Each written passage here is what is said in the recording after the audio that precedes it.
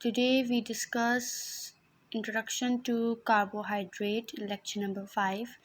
In this lecture, I give you some overview about carbohydrates, some basic knowledge about carbohydrates. So the carbohydrates are called sugars. In simple, we call carbohydrates as sugars. So general formula is CH2O. Example: glucose C6H12O6 and sucrose C12H22O11. So basically carbohydrates are the mixture of carbon, hydrogen and oxygen. Carbohydrates are called polyhydroxyaldehyde और ketone. Polyhydroxy means इसमें जो है वो एक से ज़्यादा जो है वो हाइड्रोक्सिल ग्रुप आपको मिलेंगे. जैसे आप इसमें स्ट्रक्चर में देख सकते हैं कि इस अल्डिहाइड ग्रुप में भी जो है वो 2 OH अटैच हैं और कीटोन ग्रुप में भी 2 OH अटैच है, मतलब एक से ज़्यादा हाइड्रोक्सिल ग्रुप मौजूद हैं, इसलिए इनको हम पॉलीहाइड्रोक्सी अल्डिहाइड और कीटोन कहते हैं. अब डिफ्रेंशिएट कैसे करेंगे कि अल्डिहाइड कौन सा ग्रुप है और कीटोन कौन सा ग्रुप है. सो मैंने यहाँ पे एक हाईलाइट किया हुआ है आपको. जिस स्ट्रक्चर में आपको C डबल बॉन्ड O के साथ हाइड्रोजन मिलेगा वो आपका अल्डिहाइड ग्रुप कहलाएगा और जिस ग्रुप में आपको C डबल बॉन्ड O मिलेगा स्ट्रक्चर में वो आपका कीटोन ग्रुप कहलाएगा. सो ये आपका अल्डिहाइड ग्रुप है, इसको आप अल्डिहाइड कहेंगे क्योंकि इसमें कार्बन के साथ डबल बॉन्ड के साथ ऑक्सीजन लगा हुआ है और उसके साथ साथ हाइड्रोजन भी अटैच है, तो ये आपके अल्डिहाइड ग्रुप है. और इसमें आपके पास कार्बन के साथ डबल बॉन्ड O मौजूद है, तो ये आपका कीटोन ग्रुप कहलाएगा. नेक्स्ट,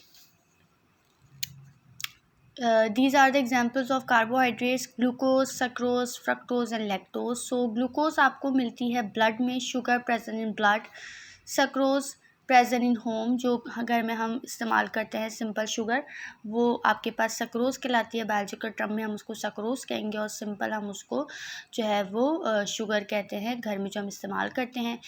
फ्रक्टोज आपको मिलेगी फ्रूट्स में और लैक्टोज आपको मिलेगी मिल्क शुगर. तो लैक्टोज मिल्क शुगर कहलाती है, फ्रक्टोज फ्रूट शुगर कहलाती है, सक्रोज जो आपके पास नॉर्मली घर में प्रेजेंट होती है, glucose sugar present in blood. So storage form of glucose. Glucose की स्टोरेज फॉर्म क्या है? ह्यूमंस और एनिमल्स में ग्लाइकोजन की फॉर्म में ग्लूकोज स्टोर होता है और प्लांट्स के अंदर स्टार्च की फॉर्म में ग्लूकोज स्टोर होता है.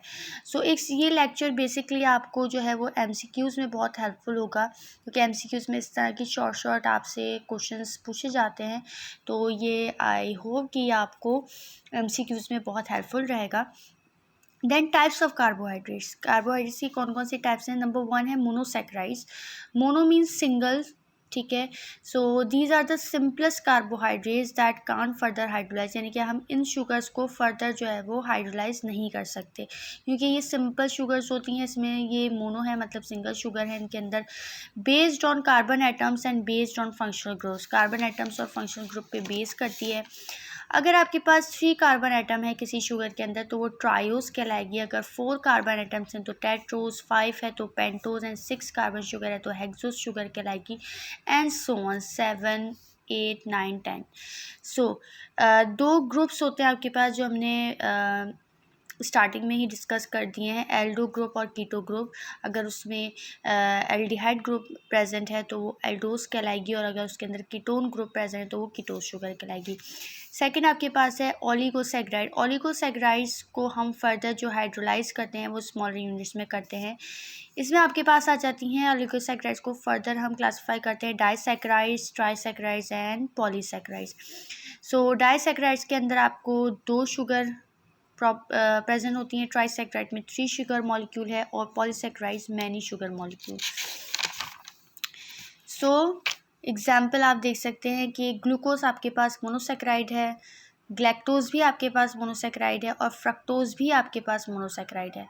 सो जब ग्लूकोज एंड ग्लूकोज यानी कि 2 monosaccharides combine together form disaccharide maltose, यानी कि जब ग्लूकोज एंड ग्लूकोज आपस में कंबाइन होंगे तो माल्टोज बनाएंगे.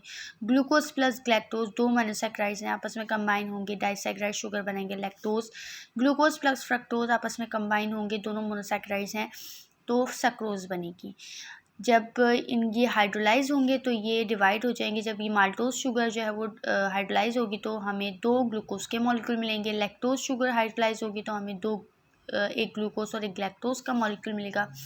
और जब सक्रोज हाइड्रोलाइज होगी तो हमें एक ग्लूकोज और एक फ्रक्टोज मॉलिक्यूल मिलेगा। देन उसके बाद आप देखें कि मोनोसेक्राइड और ट्राइसेक्राइड। मोनोसेक्राइड ग्लैक्टोज, ग्लूकोज, फ्रक्टोज, यानी कि ग्लूकोज, ग्लैक्टोज और फ्रक्टोज, जब ये 3 मोनोसैकेराइड्स आपस में कंबाइन होंगे तो वो एक ट्राइसैकेराइड मॉलिक्यूल बनाएंगे जिसको हम रैफिनोज कहते हैं।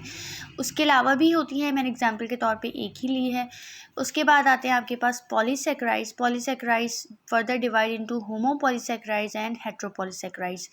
सो होमोपॉलीसैकेराइड्स की एग्जांपल आपके पास inulin, glycogen, starch and cellulose. And heteropolysaccharide के आपके पास एग्जांपल है हेपेरिन और hyaluronic acid. So this is it.